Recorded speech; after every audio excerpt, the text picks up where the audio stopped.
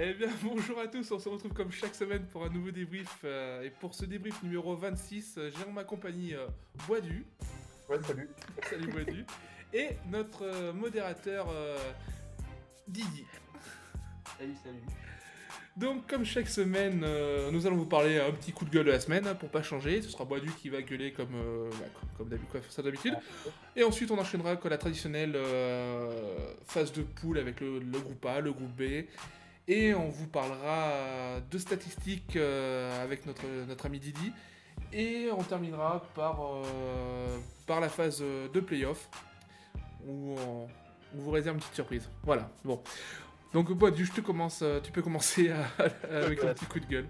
Petit coup de gueule de la semaine. Ouais, cette fois-ci, ça sera pour la Golf Evers, hein, qui nous a mis, on va dire, une petite carotte au dernier moment. On prend le temps d'organiser les choses correctement dans les temps. Ça n'a pas été évident. On a vraiment galéré toute la journée. Toi, Rita, tu t'es occupé de faire tout ce qui est tableau, tout ça. Moi, surtout au niveau du VPN. Donc, on comptait sur la Golf Evers qui nous avait donné leur accord pour disputer ces playoffs. Et puis au final, dernier moment, on nous dit que oui c'est bon on peut, le lendemain non, le lendemain oui, et après la finale non.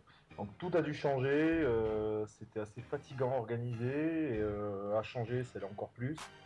Donc bon, on a été conscient des soucis qu'il y avait pu avoir là-bas. Bon, on a eu une explication avec leur manager, donc, phénoménaux, enfin, alias Matt. Et, et puis c'est sûr que bon, la situation qu'il a pu vivre n'était pas évidente, même si comme il a quand même été sanctionné, il sera interdit de gérer un club toute la saison prochaine. Mais on l'a quand même autorisé à disputer des compétitions dès maintenant, parce que bon, il y a eu des circonstances qui ont fait que justement, il n'est pas entièrement en tort. Certains membres devaient reprendre le club, il y a même eu la demande de manager. Et ça a été annulé au dernier moment, donc il s'est retrouvé tout seul, alors qu'il ne devait pas gérer. C'est pour ça qu'on a pris cette décision-là. Sachant Donc, qu'on a allégé la sanction ouais, en rapport avec les preuves qui nous ont été apportées. Donc c'est pas des dires, ça a été prouvé, on en a parlé, on en a discuté, on a eu des screens, on a tout ce qu'il fallait.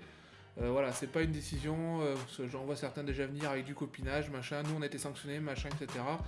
Là, c'était exceptionnel, il y a eu un dossier, on a étudié, on a réfléchi, on a perdu, on a mis 2 jours, on est resté dessus, donc voilà. Donc on va déjà les gens venir. Il y a eu une sanction. Je pense que c'est suffisant par rapport en vue des éléments, sachant que voilà, il y a eu des joueurs qui sont repartis sur PlayStation 4. Donc on ne sait pas si le staff PlayStation va faire quelque chose. Mais en tout cas, ce n'est pas directement Phénoménal qui est responsable. Et il a essayé de faire des choses, on lui a dit des choses. Ça devait être fait sur le forum, ça n'a pas été fait. Donc voilà. pas d'histoire. La boucle est bouclée. Du coup, ça fait les affaires de la BAM.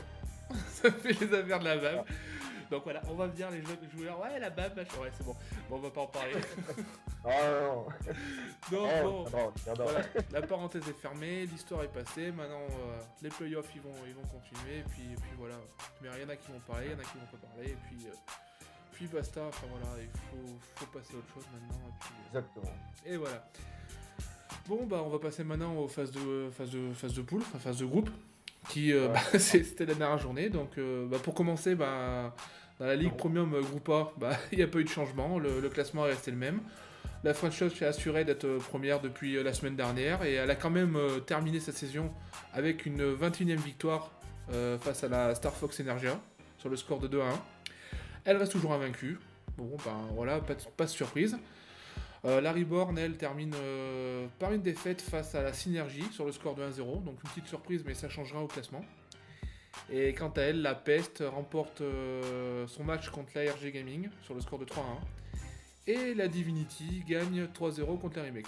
Voilà, c'est les résultats, on va dire, marquants de cette journée. Et ça n'a eu aucun impact sur le classement. Donc voilà, depuis la semaine dernière, on le savait, mais on en parle quand même. Donc maintenant, on va parler du groupe B. Moi, mon groupe B, il est mieux que le A.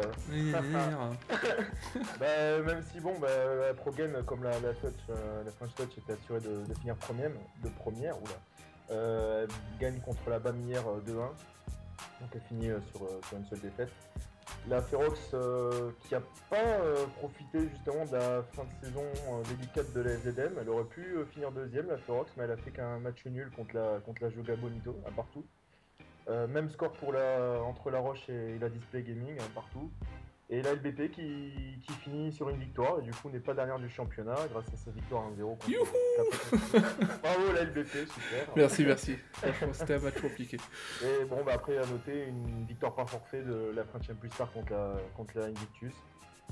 Et je tenais à souligner quand même le bel état d'esprit, on l'a déjà souligné lors des podcasts précédents. Mais les équipes qui sont assurées d'être éliminées ont quand même, on peut le voir, n'ont pas perdu, du moins pour le groupe B, n'ont pas perdu cette dernière journée, elles ont même fait mieux, la LDP qui a gagné, donc elles ont été un peu arbitres de cette fin de saison, on va dire, c'était assez sympa. Donc vraiment bravo à ces équipes-là, et en espérant les revoir la saison prochaine renforcées, et encore plus motivées, quoi. Ce fut un plaisir. Voilà. À l'année prochaine, Rita. L'année prochaine, on n'a plus rien à faire maintenant. On va essayer de gagner la tournée à display. Attention les équipes, hein. On est là pour tournée à display. Bon, on verra bien. Bon, faut réveiller Didi là. Ouais, donc Didi. on va continuer ce débrief. Maintenant que les phases de poule sont terminées, on peut parler de stats d'après phase de poule. On ne sera pas les stats finales parce qu'il y a encore les playoffs. Mais à ce stade de la compétition, on a déjà des stats intéressantes et je laisse Didi vous en parler. Oui, donc voilà, le championnat maintenant, donc, il est fini. Maintenant, c'est place aux playoffs. Donc, j'ai fait un petit peu de statistiques. Donc, on va parler un petit peu de la meilleure attaque du championnat. Donc, on mélange bien sûr les deux groupes. Donc, la meilleure attaque du championnat, c'est bien sûr la ProGen avec 61 buts marqués en 26 matchs. Donc, c'est des stats qui sont plutôt quand même correctes. Voilà. Ensuite, nous avons la meilleure défense du championnat. Donc, c'est la French Touch avec 11 buts encaissés. Voilà, c'est 0,5 buts par match, quoi. C'est impressionnant, quoi. C'est plutôt pas mal quand même. Donc, ensuite, on va passer au meilleur buteur. Donc, c'est Jagatak de la Ferox avec 26 buts.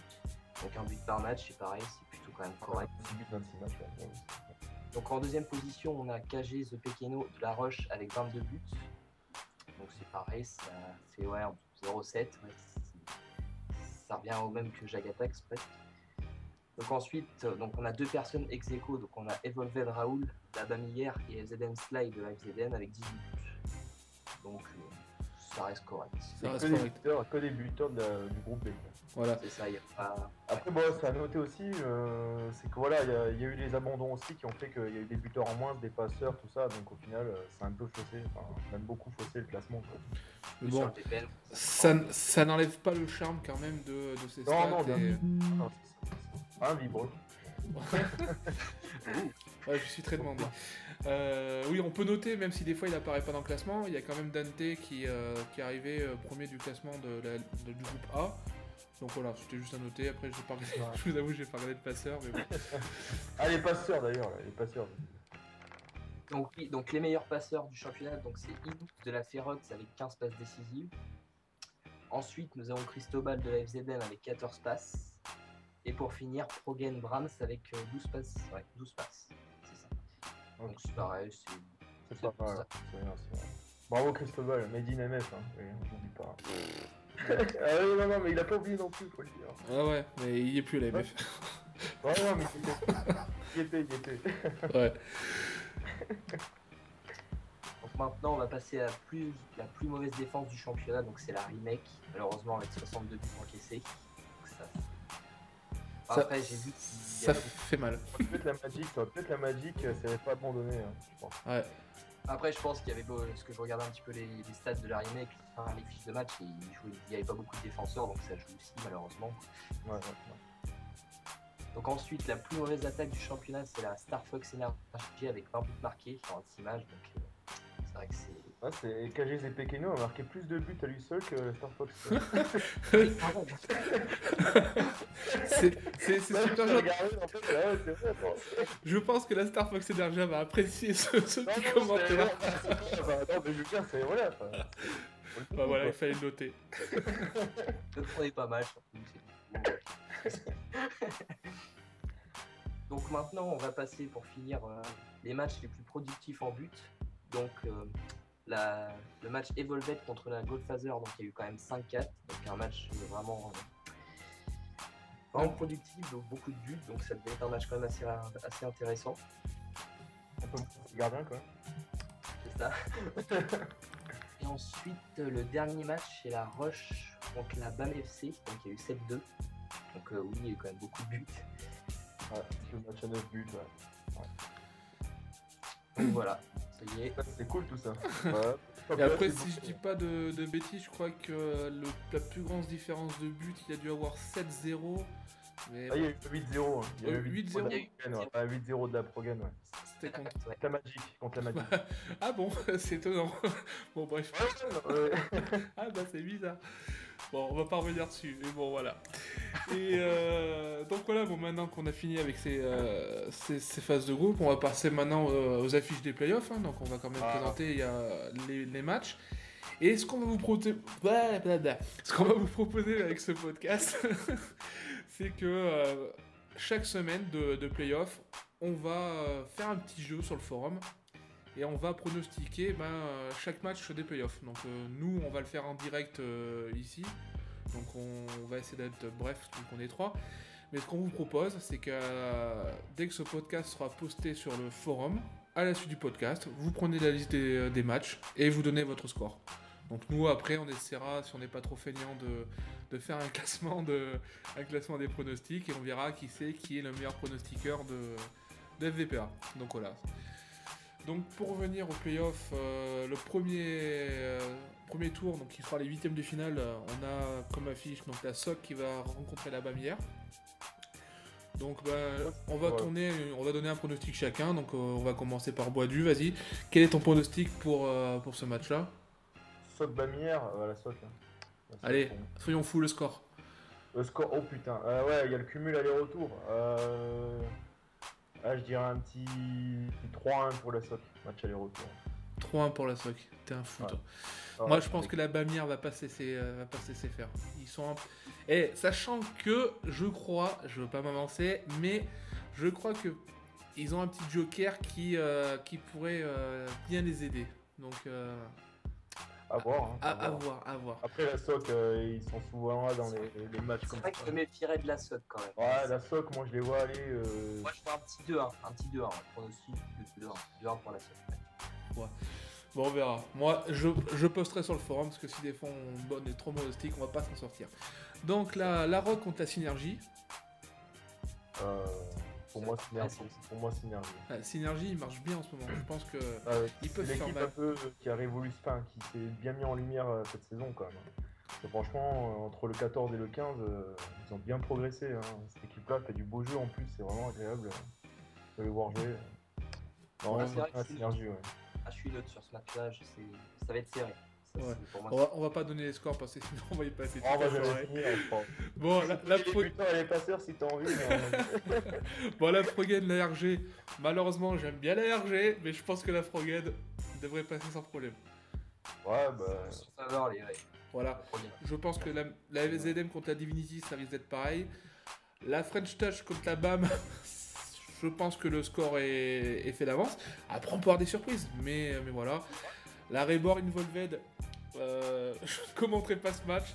Je dédicace à trop, mais je pense qu'ils vont se faire démonter. Mais voilà. Et le RAM. C'est tout. Après, je pense que la Féroce contre la Orcs, ça pourrait être intéressant. C'est pas la surprise de la Orcs, moi.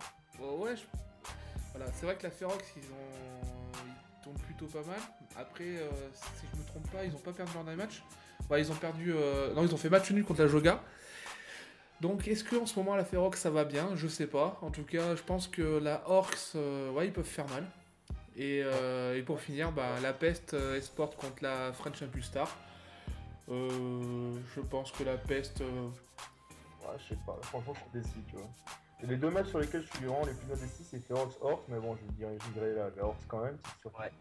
Et Peste French Impulstar, pareil, Et sachant que la Peste, elle a beaucoup approuvé parce que on va dire que dans certaines news, elle a un peu pris cher par l'anonyme, je crois, si je me trompe pas.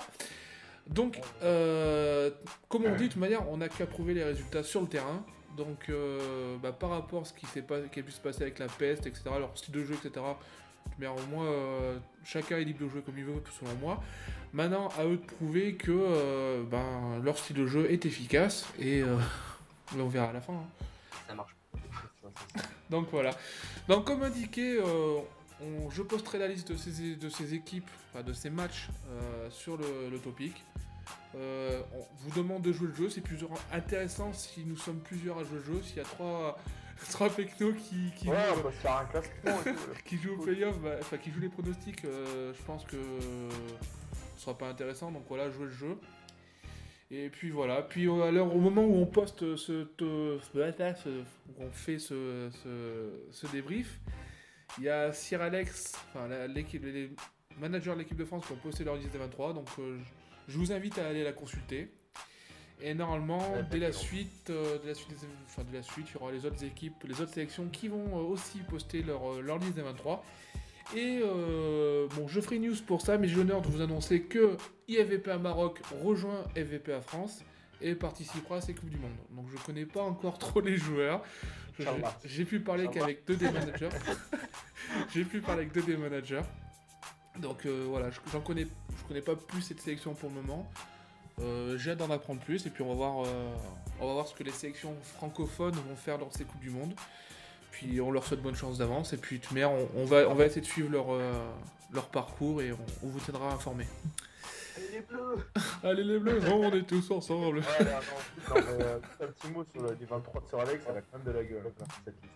Ouais, elle fait du bien et sachant qu'il y en a qui peuvent être fiers quand même parce qu'ils sont passés à 2 doigts d'être dans la liste des 23. Je pense qu'ils le méritent et il faut pas désespérer. Sir Alex, Impact Wine et Kyoshir ont pu me parler de leur projet, vraiment ce qu'ils cherchaient à avoir. Lâchez rien les gars et si vous le méritez, vous serez dedans. Donc voilà, n'hésitez pas à continuer à être performant.